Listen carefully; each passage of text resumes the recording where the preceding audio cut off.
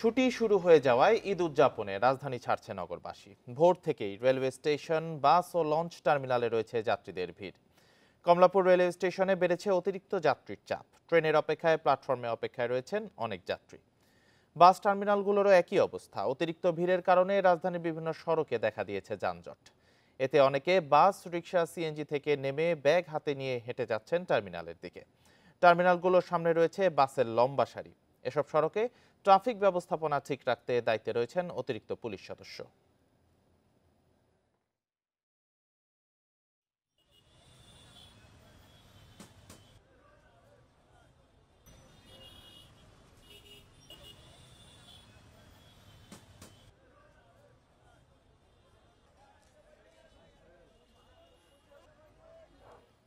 ঈদ যাত্রা নিয়ে আরো জানাতে যোগ দিচ্ছেন সহকর্মীরা। শুরুতেই কমলাপুর রেল স্টেশন থেকে জানাবেন সহকর্মী বনি ইবনে কামাল। বনি, কমলাপুরে এখন যাত্রী চাপ কেমন দেখছেন, আর আজ কয়টি ট্রেন ছাড়ছে?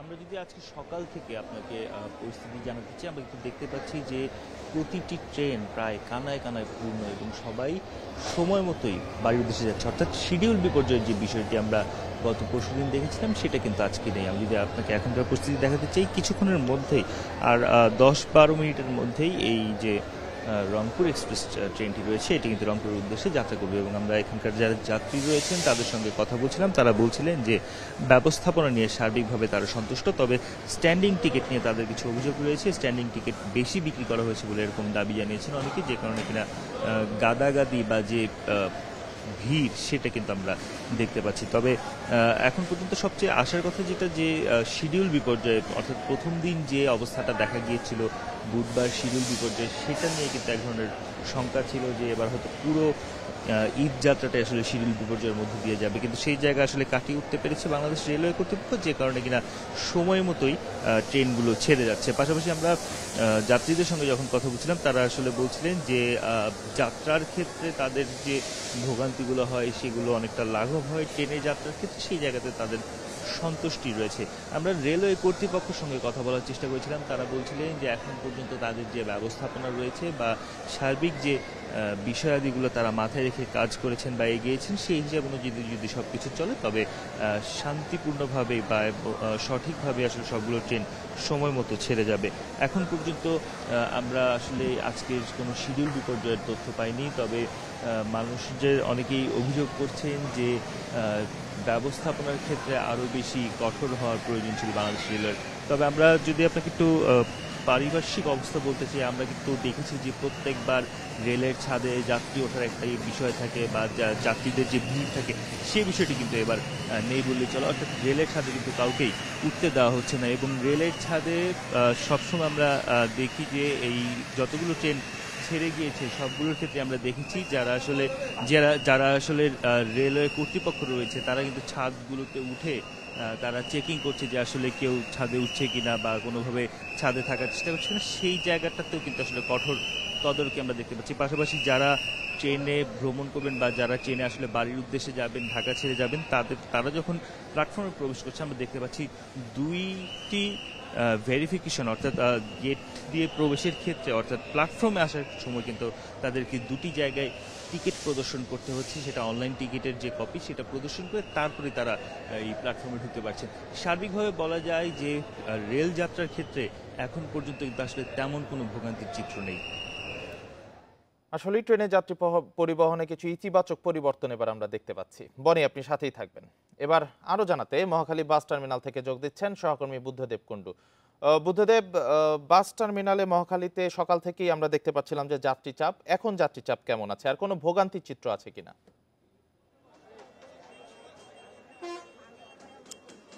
স্বজনদের সঙ্গে ঈদ আনন্দ উদযাপনের এই যে ঘরমুখ মানুষের চাপ, সেটা কিন্তু মহাখালী টার্মিনালে আমরা সকাল থেকেই দেখেছি এবং এখনো কিন্তু চাপ আছে। কোনো রুটে বাসের সংকট আছে, যাত্রী চাপ অনেক।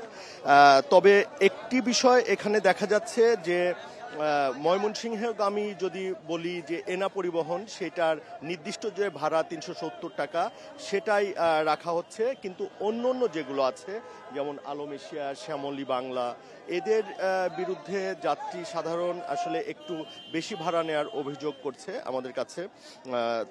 তাদের অবশ্য যুক্তিও আছে, তারা বলছেন যে ৩৭০ টাকার যে ভাড়া সেটা সারাক্ষণ অর্থাৎ বছরের অন্যান্য দিনে এটা নেওয়া হয়, কিন্তু এখন যেহেতু ঈদ মৌসুম এবং ঈদের সময়টায় যে যাত্রীগুলো নিয়ে যাওয়া হচ্ছে, কিন্তু আসার সময় কিন্তু একদম ফাঁকা বাস নিয়ে আসতে হচ্ছে। এই জন্য কিন্তু তাদের আসলে ১০০ বা ১৫০ টাকা ভাড়া যদি বাড়ানো না হয় তাহলে তাদের পক্ষে এই যে খরচটা, যাতায়াত খরচ, সেটা আসলে কাভার করা সম্ভব হয় না।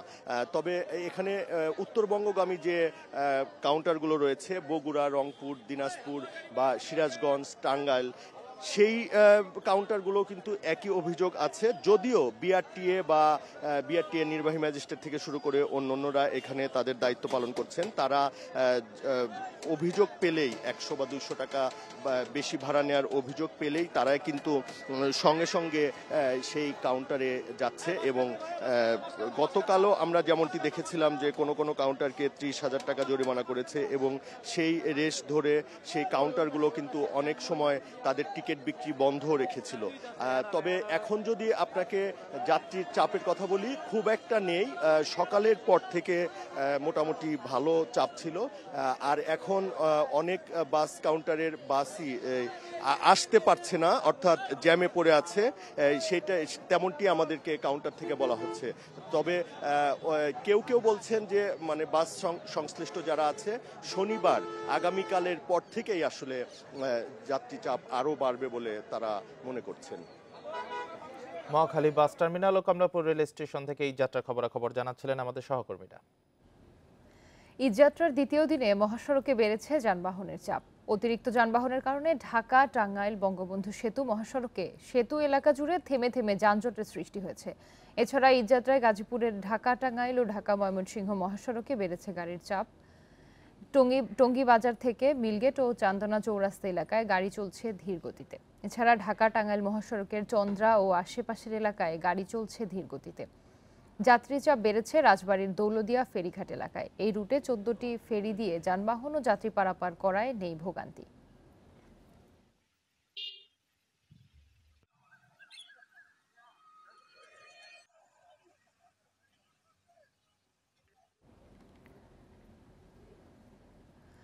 মহাসড়কের পরিস্থিতি জানাতে কুমিল্লা থেকে যুক্ত হচ্ছেন আমাদের সহকর্মী তানভীর খন্দকার। তানভীর, সড়ক পরিস্থিতি কেমন দেখছেন? গাড়ির চাপ কেমন রয়েছে? যাত্রীর চাপ কেমন রয়েছে? ঢাকা চট্টগ্রাম মহাসড়ক আসলে ঈদের আগে সবসময় যানবাহনের চাপ কিন্তু থাকে। আমরা দেখেছি যে এবারের ঈদ যাত্রায় গতকাল দুপুর থেকে মূলত মহাসড়কে চাপ বেড়েছে। আর এই মহাসড়কে এই মুহূর্তে আমরা যেটি দেখতে পাচ্ছি যে প্রচুর পরিমাণে ট্রাক, লরি এবং কাভার্ড ভ্যান রয়েছে। আর এই বিশেষ করে যে জায়গাগুলোতে বাস স্ট্যান্ড রয়েছে, টোল প্লাজা রয়েছে এবং বাজার রয়েছে, সেই জায়গাগুলোতে কিন্তু যানবাহনের চাপটি একটু বেশি। তবে কোথাও কোনো দীর্ঘ যানজটের খবর আমরা না পেলেও কিন্তু দেখতে পাচ্ছি যে ওই সব জনবহুল জায়গাগুলোতে যানবাহনের একটি জটলা রয়েছে। তবে হাইওয়ে পুলিশের পক্ষ থেকে জানানো হয়েছে যে এই জটলা সারানো যেন যানজটের দিকে ঝুঁকে না পড়ে, সেই জন্য কিন্তু তারা বলছে যে মহাসড়কে প্রচুর পরিমাণে পুলিশ মোতায়েন করা হয়েছে। তারা বলছে যে এই গুরুত্বপূর্ণ স্থানগুলো নির্ধারণ করে তারা ৩৫টি স্থানে অতিরিক্ত পুলিশ বসিয়েছে এবং সেখান থেকে কিন্তু যেন যানজটের তৈরি না হয় সে ব্যাপারে তারা লক্ষ্য রাখছে। আর অন্যদিকে আরেকটি বিষয় আমি জানিয়ে রাখতে চাই যে ঢাকা চট্টগ্রাম মহাসড়কের যে ১১০ কিলোমিটার কুমিল্লা অংশ জুড়ে, এই অংশ জুড়ে প্রায় ৩০টি বাজার রয়েছে। সেই বাজার এলাকাগুলোতে কিন্তু প্রতিনিয়ত মানুষ ঘরমুখো মানুষ বিভিন্ন যানবাহনে উঠে, তারা কিন্তু সেই সব এলাকাগুলোতে কিন্তু আমরা দেখেছি যে রাস্তার উপরেই গাড়ি থামিয়ে তারা যাত্রী ওঠানামা করায়, যে কারণে কিন্তু মূলত এই যানজট তৈরি হয় এবং মহাসড়ক কিন্তু যে যাত্রা সেটি বিঘ্ন ঘটে। তবে পুলিশ বলছে যে তাদের বিরুদ্ধে ব্যবস্থা নেওয়ার জন্য তারা সচেষ্ট রয়েছে, যেন কোথাও কোনো ধরনের যানজট তৈরি না হয় সেক্ষেত্রে কিন্তু তারা সচেষ্ট রয়েছে। অন্যদিকে নোয়াখালী যে মহাসড়ক, সেই মহাসড়কও কিন্তু পুলিশ ব্যবস্থা নিয়েছে। তবে সে কুমিল্লা সিলেট মহাসড়কের কংসনগর জাফরগঞ্জ এলাকাগুলোতে আমরা শুনেছি সকাল থেকে যানজটের জটলা ছিল। অপরদিকে কুমিল্লা নোয়াখালী মহাসড়কের বাগমারা এবং লাকসাম এলাকাতেও যানবাহনের যে জটলা, সেটি কিন্তু আমরা গতকাল রাত থেকে শুনতে আসছি। তবে এখনো পর্যন্ত কোথাও কোনো দীর্ঘ যানজট নেই, আর সেটি যেন আগামী ঈদের আগের দিন পর্যন্ত। জি তানভীর, আপনি আমাদের সাথেই থাকুন। এবার মুন্সিগঞ্জ থেকে জানাবেন সহকর্মী জিতু রায়। জিতু, মহাসড়কে আর যানবাহনের চাপ কেমন দেখছেন? কোথাও যানজটের খবর পেয়েছেন কিনা? যানজটের খবর বলতে আসলে যানজট যেটিকে বলা যায়, এই মুহূর্তে আমি দাঁড়িয়ে আছি পদ্মা সেতু টোল প্লাজার সামনে। পদ্মা সেতু উদ্বোধন হবার পর থেকেই নির্বিঘ্নে দক্ষিণাঞ্চলের মানুষের 21টি জেলার মানুষের যেই পথযাত্রা, ঈদে ঘরমুখ মানুষের যে ফেরার যাত্রা, সেটি নির্বিঘ্ন করেছে পদ্মা সেতু। আমরা পদ্মা সেতু উদ্বোধন হবার পর থেকেই দেখেছি ছুটির দিন, যেদিন থেকে ঈদের জন্য ছুটি নির্ধারিত হয়, সেই দিন সকালে পদ্মা সেতু এলাকায় যানজটের একটি চাপ লক্ষ্য করা যায়। এবং এই চাপটি এই বছর আজকের দিনে যেহেতু ছুটি, এই ঈদের শুরু হলো আজকে থেকে, সেই সকাল থেকেই ভোর থেকেই এই চাপটি কিন্তু ব্যাপকভাবে লক্ষ্য করা গেছে। পদ্মা সেতু কর্তৃপক্ষ বলছে 7টি বুথ চালু রয়েছে। মোটরসাইকেল 2 চাকার যানের জন্য আলাদা লেন করে 2টি বুথে কিন্তু তারা সংগ্রহ করছেন টোল। তারপরেও ম্যানুয়াল পদ্ধতিতে এই টোলটি সংগ্রহ করার কারণে কিন্তু ঢাকা থেকে দক্ষিণাঞ্চলে যাওয়ার জন্য পদ্মা সেতুর এই টোল প্লাজার সামনে দীর্ঘ সারি আমরা লক্ষ্য করতে পারছি গাড়ির। আর এই গাড়ির চাপটি গিয়ে পৌঁছেছে পেছন দিকে 6 কিলোমিটার পর্যন্ত, ছনবাড়ি এলাকা পর্যন্ত। ছনবাড়ি এলাকা থেকে গাড়িগুলো, ঢাকা থেকে যে গাড়িগুলো ছেড়ে আসছে, সেগুলো পদ্মা সেতু টোল প্লাজা পর্যন্ত আসতে তাদেরকে থেমে থেমে প্রতিটি 6 কিলোমিটার পর্যন্ত থেমে থেমে পদ্মা সেতু টোল প্লাজা পর্যন্ত আসতে হচ্ছে। এবং এখানে এত গাড়ির চাপ, যে কারণে পদ্মা সেতু এই টোল প্লাজা এলাকায় স্বাভাবিক গতির চাইতে এই গাড়ির চাপ বৃদ্ধি পাওয়ার কারণে কর্তৃপক্ষ বলছেন যে খুব দ্রুত সময়ের মধ্যেই তারা এই চাপটিকে সামলে উঠতে পারবেন। তারা বলছেন যে বিগত দিনের অভিজ্ঞতায় তারা যেটি দেখেছেন, সকালের দিকে চাপ থাকলেও ধীরে ধীরে সেই চাপটি কমতে থাকে। আমরা কথা বলেছিলাম যাত্রীদের সঙ্গে, তারা যেটি বলেছেন সকালেই রোদের প্রখরতা কম থাকার কারণে এবং সকালে যাত্রাটি নির্বিঘ্ন হবে, সেই ভাবনায় তারা খুব সকালেই রওনা করেছেন। এবং মোটরসাইকেলে 2 চাকার যান যারা রয়েছে, মোটরসাইকেলকে আরোহীদের সঙ্গে আমরা কথা বলেছি, তারা পরিবার পরিজন নিয়ে মোটরসাইকেলে ঈদের স্বস্তির যাত্রার জন্য রওনা করেছেন। পদ্মা সেতু টোল প্লাজা কর্তৃপক্ষ যেটি বলছেন, অন্যান্য ঈদের চাইতে এবারের ঈদের আজকের এই ছুটির দিনে সকালবেলা তাদের এই গাড়ির চাপটি সকল অভিজ্ঞতাকে ছাড়িয়ে যাচ্ছে। আর এই গাড়ির চাপ সামলানোর জন্য তারা ব্যাপক প্রস্তুতি গ্রহণ করলেও যেই গাড়ির ধীরগতি লক্ষ্য করা যাচ্ছে, সেই বিষয়টি সম্পর্কে আমরা কথা বলেছিলাম। তারা যেটি বলছেন, 7টি বুথ, মোট 7টি বুথের মধ্যে 5টি বুথ দিয়ে বাস সহ অন্যান্য যানবাহন এবং 2টি বুথে মোটরসাইকেল টোল সংগ্রহ করবার জন্য তারা নির্ধারণ করেছিলেন। কিন্তু এই নির্ধারিত টোল সংগ্রহ করার পরেও যে পরিস্থিতিটি দাঁড়িয়েছে, সকালের এই চাপ সামলে ওঠা সত্যিকার অর্থেই কঠিন হয়ে দাঁড়িয়েছেন। মুন্সিগঞ্জের পদ্মা সেতু টোল প্লাজা থেকে দক্ষিণাঞ্চলের মানুষের ঈদ যাত্রার এই ছিল আমার কাছে সর্বশেষ। কুমিল্লা ও মুন্সিগঞ্জ থেকে মহাসড়কের পরিস্থিতি নিয়ে জানাচ্ছিলেন আমাদের সহকর্মীরা। বিশালাকার গরু বিক্রির জন্য বেশ কয়েকজন খামারির নাম ছড়িয়ে পড়েছে। এরা রাজশাহী, হবিগঞ্জ ও জয়পুরহাটের। গরুগুলোর যেমন চটকদার নাম, তেমনি দামও বিশাল। 20 থেকে 25 মণ ওজনের এক একটি গরুর দাম হাঁকা হচ্ছে 10 থেকে 20 লাখ টাকা পর্যন্ত। বড় গরুর প্রতি ক্রেতা আগ্রহ কম থাকায় দুশ্চিন্তায় খামারিরা। 5 ফুট উচ্চতার ফ্রিজিয়ান জাতের গরু দুটির নাম শনি ও রবি। 40 মণ ওজনের গরু দুটি রাজশাহীর বাগবাড়ার কুরবানির পশুর অন্যতম আকর্ষণ। গরু দুটি 4 বছর ধরে লালন পালন করছেন কৃষক ইমতাজ আলী দম্পতি। দুটির দাম চাইছেন 20 লাখ টাকা। মানুষের মতো করে আরেক সেবা দিই, সেবা দেওয়ার পরে খিলান দিলেনে সর্বদিক দিয়ে চলাফেরা, মানে একবারে নিজের মতো ফ্রি। হবিগঞ্জের রামপুর গ্রামের খামারি তুহিন মিয়ার কিং কুবরার প্রতিও ব্যাপক আগ্রহ। 35 মণের কিং কুবরার দাম চাওয়া হচ্ছে 12 লাখ টাকা।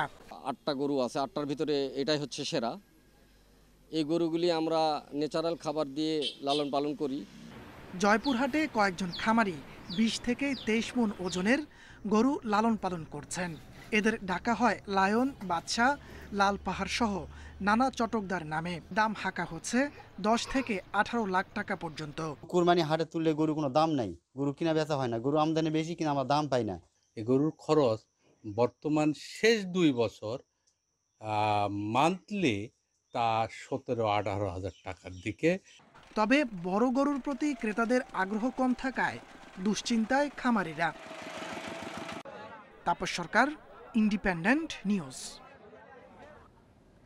কোরবানি ঈদে দিনাজপুরে ক্রেতাদের আগ্রহ বেড়েছে মহিষে। এক হাট থেকে অন্য হাটে ঘুরে মহিষ কিনছেন ক্রেতারা। দাম নিয়েও নেই কোনো অভিযোগ। মহিষের এমন বেচাকেনায় খুশি বিক্রেতারাও। খরচ পুষিয়ে লাভের আশা তাদের। দিনাজপুরের কাহারুল মহিষের হাট। ক্রেতারা দেখে শুনে কিনছেন পছন্দের মহিষ। এবার কোরবানিতে অন্যান্য পশুর পাশাপাশি চাহিদা বেড়েছে মহিষের। এক হাট থেকে অন্য হাট ঘুরে ঘুরে মহিষ কিনছেন বিভিন্ন জেলা থেকে আসা ক্রেতারা। দাম নিয়ে নেই অভিযোগ। ঢাকা নারায়ণগঞ্জ থেকে আসছি, 3টা মহিষ কিনছি, আর 2টা মহিষ কিনতেছি। আমরা অলরেডি দাম বলছি একটাকে 3,40,000 এক জোড়া, এখনো দেয়নি, দামাদামি চলতেছে। ক্রেতাদের এমন আগ্রহে খুশি বিক্রেতারাও। রোগবালাই কম, লালন পালনে খরচ কম ও দাম ভালো পাওয়ায় মহিষ পালন বাড়ছে বলে জানান খামারিরা। 2,31,000 মহিলা বিক্রি করলাম, অল্প কিছু আসছে আমাদের। প্রচুর সাড়া পাচ্ছি, মোটামুটি লোক আসতেছে আমাদের মহিষ কেনাকাটার জন্য। জেলা প্রাণী সম্পদ কর্মকর্তারা বলছেন, প্রান্তিক খামারি সহ তরুণ উদ্যোক্তারা মহিষ পালনে ঝুঁকছেন। পরামর্শ সহ নানাভাবে তাদের সহযোগিতা করছেন তারা।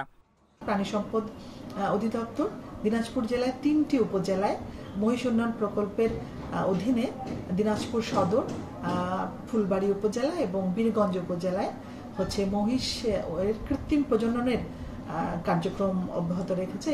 এবার দিনাজপুরে প্রায় 10,000 মহিষ লালন পালন করেছেন খামারিরা। সামনে এই সংখ্যা দ্বিগুণ হওয়ার আশা করছেন কর্মকর্তারা।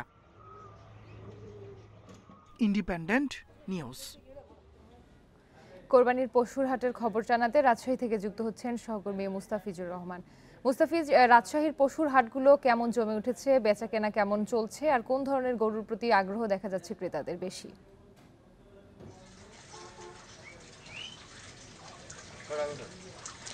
রাজশাহীতে পশুর হাট গতকাল থেকেই জমে উঠেছে, অর্থাৎ হাটগুলো মূলত জমে থাকে দুপুরের পর থেকে। আর আজ যেহেতু শুক্রবার, অর্থাৎ রাজশাহীর আমি এখন অবস্থান করছি সিটি হাটে, অর্থাৎ এটি রাজশাহীর সবচেয়ে বড় পশুর হাট এবং এটি এখানে যারা বিক্রেতারা রয়েছেন তারা সকাল থেকেই কিন্তু তাদের পশুগুলো এখানে এনে রাখছেন। কেউ রাত্রেবেলায় এনে তাদের পশুগুলো রেখেছেন এখানে যে গরুগুলো রয়েছে। এবং এবার যে এখানে যারা ক্রেতা বিক্রেতারা রয়েছেন তাদের সঙ্গে কথা বলেছি এবং যারা ব্যবসায়ীরা রয়েছে তারা যে বিষয়টি বলছিলেন যে এবার মাঝারি আকৃতির গরুগুলোর চাহিদা সবচেয়ে বেশি এবং এগুলোর দাম, বিশেষ করে ছোট থেকে মাঝারি আকৃতির গরুর দামগুলো এবার তুলনামূলকভাবে বেশি। তার কারণ গেল বছর যেই গরুগুলো 30,000 টাকা মন বিক্রি হয়েছিল সেটি এবার 35 থেকে 40, মানভেদে 38,000 টাকা মন বিক্রি হচ্ছে। অর্থাৎ মাঝারি গরুগুলো সেই এখানে 80 থেকে 1,10,000 বা 15 এইরকম বিক্রি হচ্ছে এবং যে বড় যে গরুগুলো রয়েছে অর্থাৎ 5 মন বা 8 মনের যে গরুগুলো রয়েছে সেগুলো এখানে বিক্রি হচ্ছে 1.5 লাখ থেকে শুরু করে 2.5 লাখ, মানভেদে 3 লাখ টাকা পর্যন্ত কিন্তু দাম চাচ্ছে।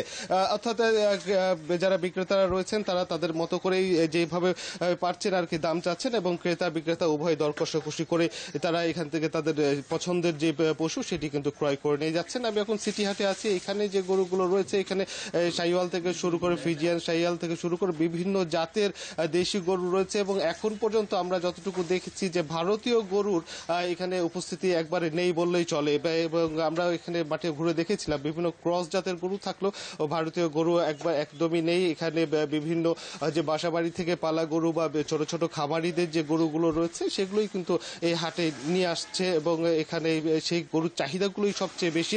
শুধু এখানে যে রাজশাহী জেলায় বা লোকালি বিক্রি হয় সেটিও নয়, এখান থেকে এই হাট থেকে পশুগুলো কিন্তু দেশের অর্থাৎ দেশের বিভিন্ন প্রান্তে বিশেষ করে ঢাকা এবং চিটাগাংয়ে এই গরুগুলোর চাহিদা বেশি রয়েছে, যার ফলে এখানে ব্যবসায়ীরা আসছেন এবং এখান থেকে কিন্তু গরুগুলো নিয়ে তারা ছুটে যাচ্ছেন এবং যারা বিশেষ করে পাইকারি ব্যবসায়ীরা রয়েছেন। অপরদিকে প্রাণী সম্পদ অধিদপ্তর যে তথ্যটি দিচ্ছে, প্রাণী সম্পদ অধিদপ্তর বলছে রাজশাহী জেলাতে গরুর এখন পর্যন্ত পশু মজুদ রয়েছে, অর্থাৎ মজুদ রয়েছে প্রায় 4.5 লাখ এবং চাহিদার তুলনায় প্রায় 1.5 লাখ পশু বেশি রয়েছে। এটি কিন্তু রাজশাহী প্রাণী সম্পদ অধিদপ্তর বলছে, অর্থাৎ কোরবানির পশুর সংকট কোনোভাবেই সম্ভব নয়, বরঞ্চ বলছেন যে চাহিদার তুলনায় উদ্বৃত্ত রয়েছে রাজশাহী জেলাতে।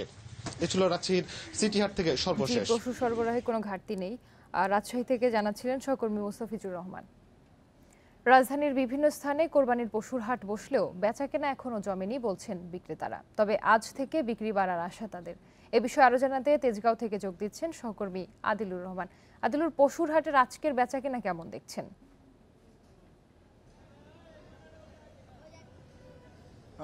দেখুন, গতকাল থেকে কিন্তু আসলে আনুষ্ঠানিক যে হাট, সেই হাটটি আসলে শুরু হয়েছে। তবে গতকাল বেচা বিক্রি আসলে সেইভাবে হয়নি এবং যেটি আসলে আশা করা হচ্ছিল যে সন্ধ্যার পর থেকে রাতে বিক্রি বাড়বে, সেটিও তেমন হয়নি এবং আজকে মূলত ছুটির দিন এবং এই ছুটির দিনে বেচা বিক্রি অনেক বেশি হওয়া এবং জমজমাট যে হাটের পরিস্থিতি, সেটি হওয়ার এক ধরনের আশার কথা হাটের ইজারাদাররা যেমনি বলছিলেন, তেমনি আসলে ব্যবসায়ী যারা আসছেন দূর দূরান্ত থেকে তারাও আসলে আশা করছিলেন। তবে এখনো যেহেতু আসলে সকাল, সে কারণে ক্রেতাদের যে উপস্থিতি, সেই উপস্থিতি আমরা এখন পর্যন্ত আসলে খুব একটা বেশি লক্ষ্য করতে পারছি না।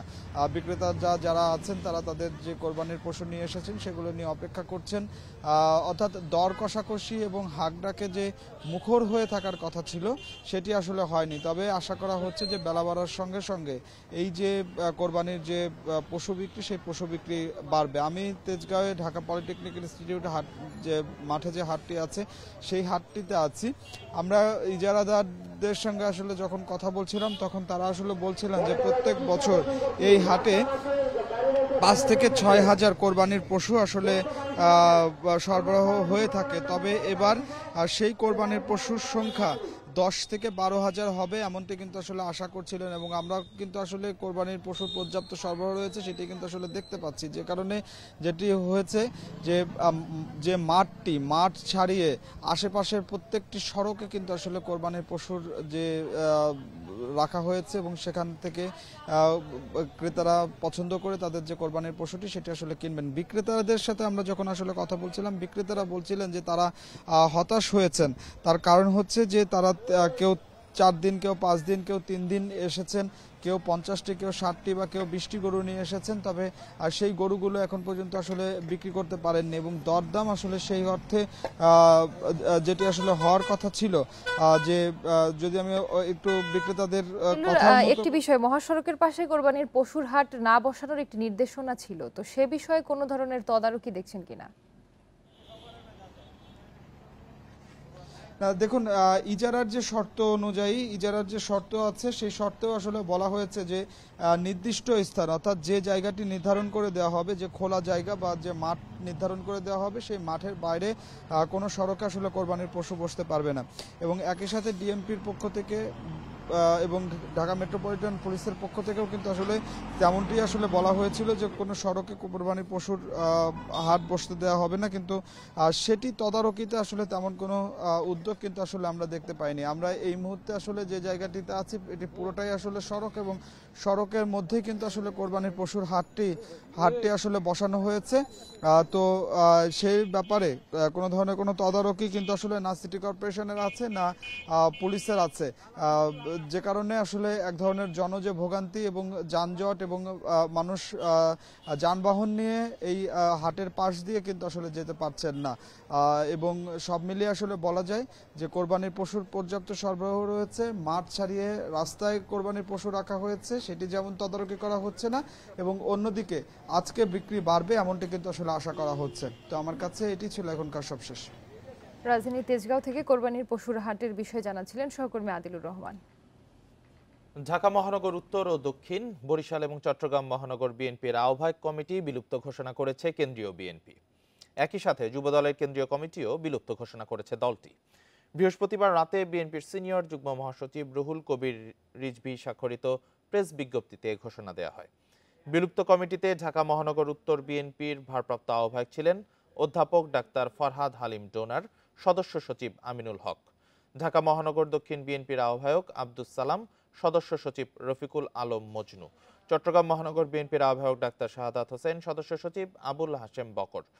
যুবদলের সভাপতি ছিলেন সুলতান সালাউদ্দিন টুকু, সাধারণ সম্পাদক আব্দুল মোনায়েম মুন্না।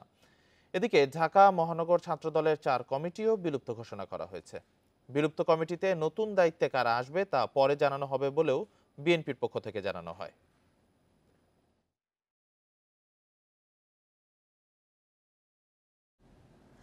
জাতীয় পরিচয়পত্র এনআইডি নিয়ে ভোগান্তি দূর করার আশ্বাসের পরেও সংশোধনের আবেদন সংখ্যা প্রতি বছরই বাড়ছে।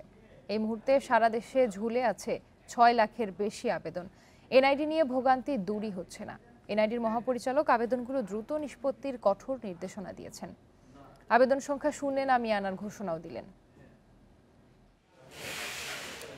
নাগরিক সেবা পেতে জাতীয় পরিচয়পত্র বা এনআইডি খুবই গুরুত্বপূর্ণ। বিভিন্ন কারণে কিছু কিছু জাতীয় পরিচয়পত্রে ত্রুটি বিচ্যুতি থেকে যায়। তবে সংশোধনের আবেদনের তারিখ থেকে 30 কার্য দিবসের মধ্যে আবেদন নিষ্পত্তির বিধান থাকলেও তা হচ্ছে না। অতি গুরুত্বপূর্ণ এই এনআইডির ভুল সংশোধন নিয়ে সাধারণ নাগরিকদের ভোগান্তি রয়ে গেছে। একটা আবেদন নিষ্পত্তিতে সময় লাগছে মাসের পর মাস, আবার কারো কারো আবেদন পড়ে আছে বছরের পর বছর। বললো 2 বছর আগে করা হয়েছে, তো এখনো ওটা ক্যান্সেলও হয় নাই, মানে এখনো ইসে আছে, আপনার পেন্ডিংয়ে আছে। 3 দিন যাবত ঘুরতেছি কিন্তু আমার কোনো ফলাফল জিরো। তারা ওখান থেকে আমাকে এখানে পাঠাইছে এবং এখান থেকে ওনারা বলতেছেন যে এখানে ওনারা এই ধরনের কাজ করেন না। গত 5 জুন পর্যন্ত এনআইডি সংশোধনের অনিষ্পন্ন আবেদনের সংখ্যা 3,64,161। অন্যদিকে প্রক্রিয়াধীন আবেদনের সংখ্যা 2,38,903। সব মিলে নির্বাচন কমিশনের টেবিলে পড়ে আছে 6 লাখ আবেদন। এত আবেদন কেন ঝুলে আছে এমন প্রশ্নে এনআইডি মহাপরিচালক বলেন, আবেদনকারী ও নিষ্পন্নকারী উভয়ের গাফিলতি আছে। কোনো অনিষ্পন্ন বিষয় আছে যেটা নিষ্পন্ন করতে গেলে একটু সময় সাপেক্ষ, এবং এটা যে একেবারে এই অফিসেই দায়ী তা না, যিনি এই তথ্যটা দেন তিনিও কিন্তু মোটামুটিভাবে দায়ী। এনআইডি সংশোধনের এই অবস্থা থেকে উত্তরণের জন্য আরও 3টি ক্যাটাগরি বাড়ানো হয়েছে এবং সংশোধনকারী কর্মকর্তার সংখ্যাও বেড়েছে। একটা কাগজে যদি আপনি সন্তুষ্ট হন, প্লিজ আপনি ওই বাকি যে 4টা কাগজ লেখা আছে, মানে ওই লেখার খাতিরে ওই 4টা কাগজ আনতে বলে তাকে হয়রানি করবেন না। 6 লাখ প্লাস, এটা ইনশাল্লাহ অল্প দিনের মধ্যে এটা জিরোতে চলে আসবে। সম্প্রতি এক কর্মশালায় সিইসি নির্দেশনা দেন, এনআইডি সেবা নিতে এসে যেন হয়রানির শিকার না হতে হয়। Mahmudul Hasan, independent news, Dhaka. সাবেক আইজিপি বেনজিরের জব্দ করা গোপালগঞ্জের সাভানা পার্কের 3টি কম্পিউটারের সিপিইউ ও একটি মনিটর চুরি করেছে দুর্বৃত্তরা। বেনজিরের অপকর্ম লোপাট করতেই এই চুরি বলে সন্দেহ সংশ্লিষ্টদের। এদিকে বেনজিরের অবৈধ সম্পদের অর্জনের বিরুদ্ধে মামলা করার মতো যথেষ্ট তথ্য প্রমাণ পেয়েছে দুদক। বুধবার রাতে সাবেক আইজিপি বেনজিরের সাভানা পার্কের অফিস কক্ষে 8 থেকে 10 জন প্রবেশ করে। সেখান থেকে 3টি কম্পিউটারের সিপিইউ ও একটি মনিটর নিয়ে যায় দুর্বৃত্তরা। ধারণা করা হচ্ছে বেনজিরের অপকর্ম লোপাট করতেই এই চুরি। এদিকে পুলিশ বলছে, সিসিটিভির ফুটেজ দেখে এই চুরির সাথে জড়িত 3 জনকে চিহ্নিত করেছে তারা। অফিস থেকে 3টা সিপিইউ এবং একটা মনিটর চুরি হয়েছে। এই সংক্রান্ত একটা অভিযোগ নিয়ে আসলে আমরা সেই অভিযোগটা মামলা হিসাবে গণ্য করিয়াছি। আসামি ধরার জন্য আমরা অভিযান অব্যাহত আছে আমাদের। এর আগে রিসোর্ট থেকে 592 কেজি মাছ চুরির সময় হাতে নাতে ধরে দুদকের দল।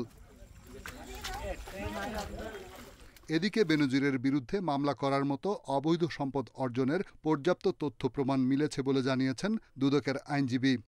এই পর্যন্ত অনুসন্ধানে যেই যতটুকু অপরাধলব্ধ আয় এবং সম্পত্তি আপনার পাওয়া গিয়েছে, তাতে ভিত্তি করে ইচ্ছা করলে দুর্নীতি দমন কমিশন মামলা করতে আইনগত কোনো বাধা থাকে না। তবে এটা কখন করবে, কিভাবে করবে, এটা দুর্নীতি দমন, এটা কমিশনের এখতিয়ার, কমিশন এটা সিদ্ধান্ত নেবে। সর্বশেষ বেনজিরের সাভানা পার্ক পর্যবেক্ষণে গোপালগঞ্জের জেলা প্রশাসক ও দুদকের উপপরিচালকের নেতৃত্বে 5 সদস্যের টিম গঠন করা হয়েছে। Rishad Huda, independent news, Dhaka. অনুমোদনহীন ব্লু ড্রিঙ্কস বাজারজাত করায় আলোচিত ইউটিউবার ইফতেখার রাফসান ওরফে রাফসান দা ছোট ভাইয়ের বিরুদ্ধে গ্রেফতারি পরোয়ানা জারি করা হয়েছে। বৃহস্পতিবার বিকেলে বিশুদ্ধ খাদ্য আদালত এই আদেশ দেন। নিরাপদ খাদ্য কর্তৃপক্ষ জানিয়েছে ব্লু ড্রিঙ্কসের কোনো অনুমোদন নেই। ওষুধ প্রশাসনও জানে না ব্লু ড্রিঙ্কস ওষুধ নাকি পানীয়। এরই পরিপ্রেক্ষিতে রাফসানের বিরুদ্ধে গ্রেফতারি পরোয়ানা জারি করা হয়। এর আগে 24 এপ্রিল কুমিল্লায় মেসার্স ব্লু ড্রিঙ্কস কারখানায় অভিযান পরিচালনা করেন নির্বাহী ম্যাজিস্ট্রেট। জানানো হয় প্রতিষ্ঠানটি নিবন্ধন সনদ গ্রহণ না করেই ইলেকট্রোলাইট ড্রিঙ্ক প্রস্তুত করে আসছিল। এছাড়া কারখানায় কোনো পরিমাপ যন্ত্র দেখা যায়নি। সে সময় কোম্পানিটিকে 30,000 টাকা জরিমানা করা হয়।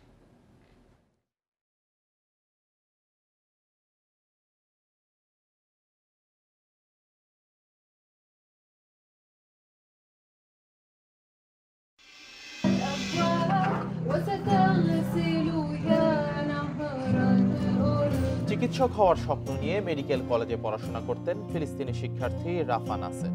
চলমান যুদ্ধে বাস্তুচ্যুত হয়েছে পরিবার আর ভেঙেছে রাফার চিকিৎসক হওয়ার স্বপ্ন। তাই এখন সঙ্গীতের মাধ্যমে শিশুদের বিনোদন দিচ্ছেন তিনি। সেই সঙ্গে সঙ্গীতের মাধ্যমে বিশ্ববাসীকে দিতে চান শান্তির বার্তা।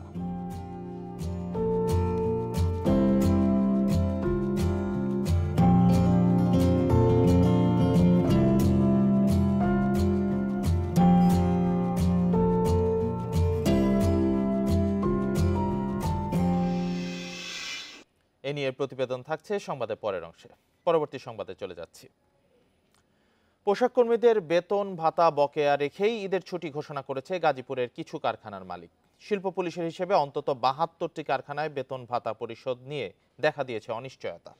বিজিএমইএ নেতারা জানিয়েছেন 15 জুনের মধ্যে শ্রমিকদের বেতন ভাতা পরিশোধ করতে মালিকদের আহ্বান জানানো হয়েছে। ঈদের ছুটির আগে বৃহস্পতিবার পর্যন্ত গাজীপুর শিল্পাঞ্চলের 2215টি তৈরি পোশাক কারখানার মধ্যে 1225টিতে মে মাসের বেতন পরিশোধ করা হয়েছে। গত এপ্রিল মাসের বেতন পরিশোধ করেছে 2213টি কারখানা। কারখানার মালিকরা বলছেন, পরিবারের সাথে ঈদের আনন্দ ভাগাভাগি করতে শ্রমিকদের মে মাসের বেতন ভাতা পরিশোধ করা হয়েছে। মোটামুটি 6-7 তারিখের মধ্যে বেতন দিয়ে দেওয়া হয়। তা আমাদের মে মাসের বেতন বহু আগেই দিয়ে দেওয়া হয়েছে। আমরা বোনাসও গতকালকে দিয়ে দিয়েছি এবং এছাড়া আমরা 10 দিনের অ্যাডভান্স দিব স্যালারি। মে মাসের বেতন সেটা আমরা পূর্ণাঙ্গভাবে পরিশোধ করে দিয়েছি এবং বোনাসটাও আমাদের গত এক সপ্তাহ আগে অলরেডি পেমেন্ট হয়ে গেছে। এখনও শ্রমিকদের বেতন ভাতা পরিশোধ করেনি 72টির কারখানার মালিকরা। 15 জুনের মধ্যেই তাদের পারিশ্রমিক পরিশোধ করতে মালিকপক্ষকে জানিয়েছে শিল্প পুলিশ। প্রত্যেকটা প্রতিষ্ঠানের সাথে আমরা ডোর টু ডোর ওদের সাথে যোগাযোগ করছি, কি কি সমস্যা হচ্ছে, কি কি আপডেট আছে। আমরা 80 থেকে 90% এই প্রবলেম প্রতিষ্ঠান যেগুলো আছে এগুলা সময় মতো অর্থাৎ 14 থেকে 15 তারিখের ভিতরে বেতন এবং বোনাস দিতে পারবে বলে আমার বিশ্বাস। বিজিএমইএ নেতারা জানিয়েছেন, ঈদের আগেই পোশাক কর্মীদের বেতন ভাতা পরিশোধে মালিকদের তাগাদ দেওয়া হয়েছে। ব্যাংক যাতে আমাদের সহযোগিতা করে, শেষ মুহূর্তে যদি ব্যাংক এক্সপোর্টারদের সহযোগিতা না করে তাহলে প্রবলেম হয়ে যাবে। আমরা মনে করি যারা ভালো এক্সপোর্টার অবশ্যই ব্যাংক তাদের সহযোগিতা করতে হবে, তাদেরকে প্রতিষ্ঠান চালানো দিতে হবে, বেতন বোনাসগুলো শ্রমিকদের দিতে পারে সেটা তাদের আশা করি যে তারা সহযোগিতা করবে। গাজীপুরে বিজিএমই এর অন্তর্ভুক্ত 736টি এবং বিকেএমই এর অধীনে 128টি কারখানা রয়েছে। Independent news. বাজেটে সিন্ডিকেট নিয়ন্ত্রণে বাস্তবভিত্তিক পদক্ষেপ না থাকায় মূল্যস্ফীতি নিয়ন্ত্রণের লক্ষ্য অর্জন সম্ভব নয়। এছাড়া বাজেটের অর্থায়ন ঋণ নির্ভর হওয়ায় অর্থনীতিতে সংকট আরও বাড়বে। বৃহস্পতিবার ইকোনমিক রিপোর্টার্স ফোরাম ইআরএফ আয়োজিত বাজেট পরবর্তী আলোচনায় এমন অভিমত জানান বিশ্লেষকেরা। 2024-25 অর্থবছরে বাজেটে মূল্যস্ফীতির লক্ষ্যমাত্রা ধরা হয়েছে 6.5%। মুদ্রানীতির মতো সংকোচনশীল বাজেট মূল্যস্ফীতি নিয়ন্ত্রণে কতটা সাহায্য করবে তা নিয়ে প্রশ্ন তুলেছেন অর্থনীতিবিদরা। বৃহস্পতিবার ইকোনমিক রিপোর্টার্স ফোরাম ইআরএফ আয়োজিত বাজেট আলোচনায় বিশ্লেষকরা বলেন, মূল্যস্ফীতি নিয়ন্ত্রণে বাজেটে বাস্তবভিত্তিক কোনো পদক্ষেপ নেই। বাজারের সরবরাহ নিয়ন্ত্রণ করা, সিন্ডিকেশন, এইগুলো তো রয়েছে। আর তার পরেও রয়েছে যে আমদানি, এই যে আমাদের যে ডলারের বিনিময় হার বাড়ানো হয়েছে, সঙ্গত কারণেই বাড়ানো হয়েছে, কিন্তু অন্যদিকে আবার আমাদের আমদানি কস্টলি হয়ে যায়, আমদানিও বেড়ে যাবে। তো সেই প্রেক্ষিতে এই মূল্যস্ফীতির হার অর্জন করা অসম্ভব ব্যাপার। বাজেটের অর্থায়ন এখন দায়দেনার উপর নির্ভরশীল হয়ে পড়েছে জানিয়ে বিশ্লেষকরা বলেন, এতে অর্থনীতির সংকট আরও গভীর হবে। সরবরাহ যখন 1,37,000 কোটি টাকা নিয়ে আসবেন ব্যাংক সেক্টর থেকে, ব্যাংকের ক্রেডিট বাড়বে না, ব্যবসা বাণিজ্য উজ্জীবিত না হয়, কর্মসংস্থানে কর উঠাবেন কোথেকে, ট্যাক্স কোথেকে উঠাবেন, সোর্স কি? এনবিআর একটা বিশেষত্ব শর্টকাট বেতে টাকা উঠাবে, ব্যাস। যদি লিকুইডিটি কম হয় তাহলে কিন্তু আরও সুদের হারের উপরে চাপ পড়বে, তাহলে ব্যক্তি খাতের ব্যবসায়ের খরচটা আরও সেটার উপরে চাপ পড়ে যাবে। সরকার যে ঋণ নিবে, বাংলাদেশ ব্যাংকগুলি যে লিকুইডিটি পরিস্থিতি, তাতে কিন্তু অবস্থা খুব খারাপ। আর আমাদের দেশের যে আজকের যে রিজার্ভ নীল হওয়ার পেছনে যেই কারণটা কেউ বলেন না আপনারা, আমরা বিদ্যুৎ আনছি, আমদানি করে ডলারে পরিশোধ করছি, বিক্রি করতেছি বাংলা টাকায়, আপনার রিজার্ভ কোত্থেকে থাকবে? বাজেটে কালো টাকা সাদা করার প্রস্তাবনা দিয়ে অর্থনীতি, রাজনীতি ও নৈতিকভাবে সরকারের বিচ্যুতি ঘটেছে বলেও মন্তব্য করেন আলোচকরা। সংসার চালাচ্ছেন। তৌহিদ রানা, ইন্ডিপেন্ডেন্ট নিউজ, ঢাকা। বাজেটে সামষ্টিক অর্থনীতিতে ভারসাম্য রক্ষায় তেমন কোনো উদ্যোগ নেই বলে দাবি ব্যবসায়ীদের। বৃহস্পতিবার রাজধানীতে বাজেট নিয়ে আলাদা অনুষ্ঠানে এসব কথা বলেন তারা। তবে চ্যালেঞ্জ থাকলেও সরকারের বাজেট বাস্তবায়নের সক্ষমতা রয়েছে বলে জানান প্রধানমন্ত্রীর অর্থ উপদেষ্টা ডক্টর মশিউর রহমান।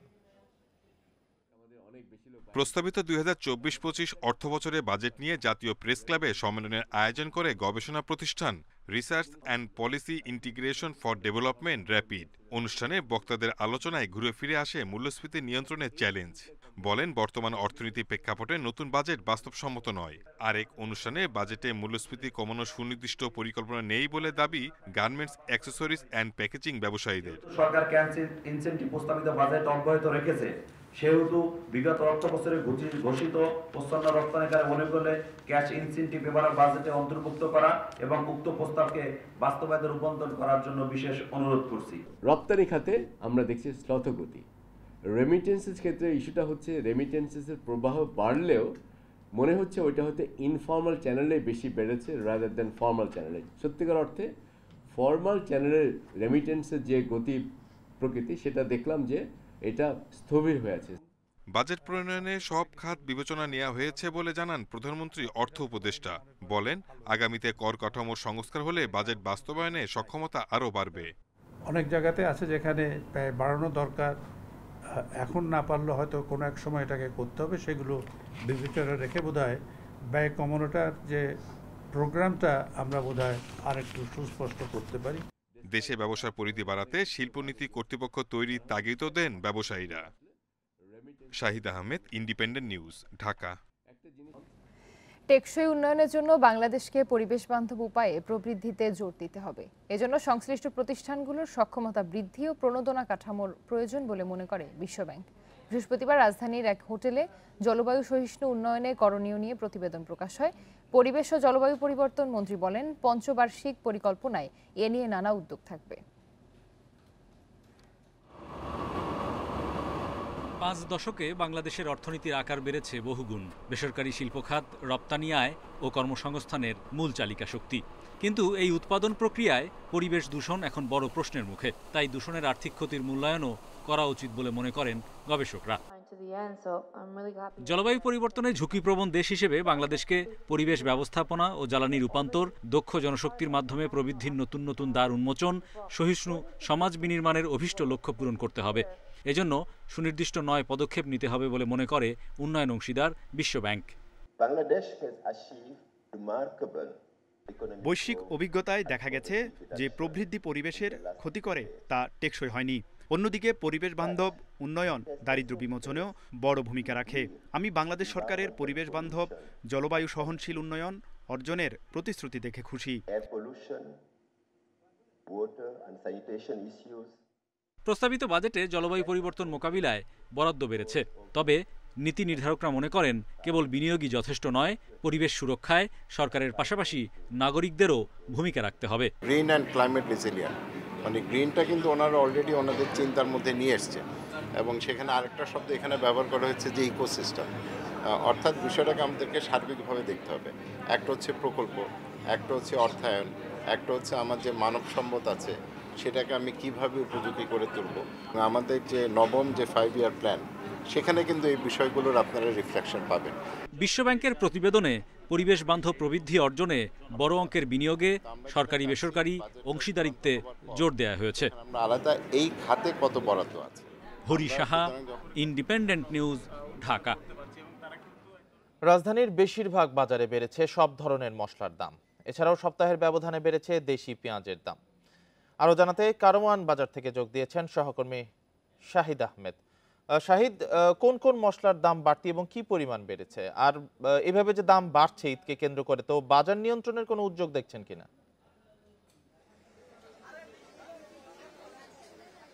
রাকিব, আসলে ঈদের আগে শেষ শুক্রবার, অন্যান্য শুক্রবারের তুলনায় আজকে ভিড় কিছুটা কম। যারা ঢাকাতে ঈদ পালন করবে শুধুমাত্র তারাই আসলে এই বাজার করতে আসছে। আমি এই কথা বলতে বলতে এই মুহূর্তে চিত্র যদি দেখাই, রাজধানীর কারওয়ান বাজারে আছি। আর যে ঈদ উল আজহা, কোরবানি ঈদ, এই ঈদের বাজারে পরিস্থিতিটাও ভিন্ন থাকে। অর্থাৎ বাজারে কিন্তু আসলে ঈদ কেন্দ্রিক যে উপকরণগুলো সেগুলো বিক্রিটা বেশি। অর্থাৎ গরম মশলা, আদা, রসুন, পেঁয়াজ, তেল, চিনি, লাচ্ছি সেমাই, সাধারণ সেমাই, এই ধরনের খাবারের উপকরণগুলো বিক্রিও বেশি, সরবরাহ বেশি এবং ক্রেতাদের অভিযোগও বেশি। আমি যদি একটু বলা হয়, সেক্ষেত্রে এলাচের দাম গত এক সপ্তাহ ব্যবধানে সরকারি সংস্থা টিসিবির হিসাবে বলছে 4% বেড়েছে, জিরের দাম বেড়েছে 3%। এছাড়া এর পাশাপাশি রসুনের দামও কিন্তু প্রায় 6 ভাগ, অর্থাৎ 7 দিনের ব্যবধানে বেড়েছে। আমরা যদি এর আগের ঈদের সময় বাজারগুলো লক্ষ্য করি, দেখবো যে শুধুমাত্র উৎসব কেন্দ্রিক হলেই এক শ্রেণী অসাধু ব্যবসায়ীরা দামটা বাড়িয়ে দিচ্ছেন এবং তারা কিন্তু এই বাড়তি মুনাফা করছেন বলে অভিযোগ এখানে যারা বাজার করতে আসে তাদেরকে। এর পাশাপাশি মাছের দামটা গত সপ্তাহের তুলনায় কমেছে, যেহেতু চাহিদাটা কম। সব কিন্তু গরু, খাসি, এই কোরবানি তে এই ধরনের মাংসের চাহিদা বেশি এবং অন্যান্য চাহিদা কম থাকে বলে দামটা কমায়। এবং ব্রয়লার মুরগি, সোনালী মুরগি দামও কিন্তু গত সপ্তাহের তুলনায় কমেছে। আমি যদি আরো একটু নির্দিষ্ট করে বলি, সেক্ষেত্রে সেমাইয়ের বাজারে কিন্তু খুব জমজমাট।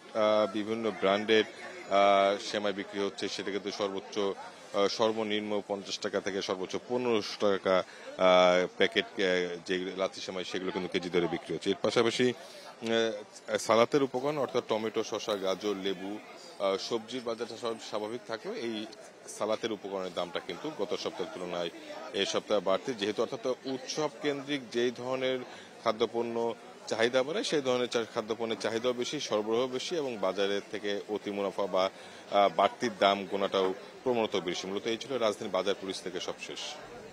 কারওয়ান বাজার থেকে জানাচ্ছিলেন সহকর্মী শাহিদ আহমেদ। আর এই ছিল সকাল 9টার বিরতিহীন ইন্ডিপেন্ডেন্ট সংবাদ। ইন্ডিপেন্ডেন্ট টেলিভিশনের সব খবর বিস্তারিত জানতে চোখ রাখুন ফেসবুক, ইউটিউব ও এক্সে। এতক্ষণ সাথে থাকার জন্য সবাইকে ধন্যবাদ।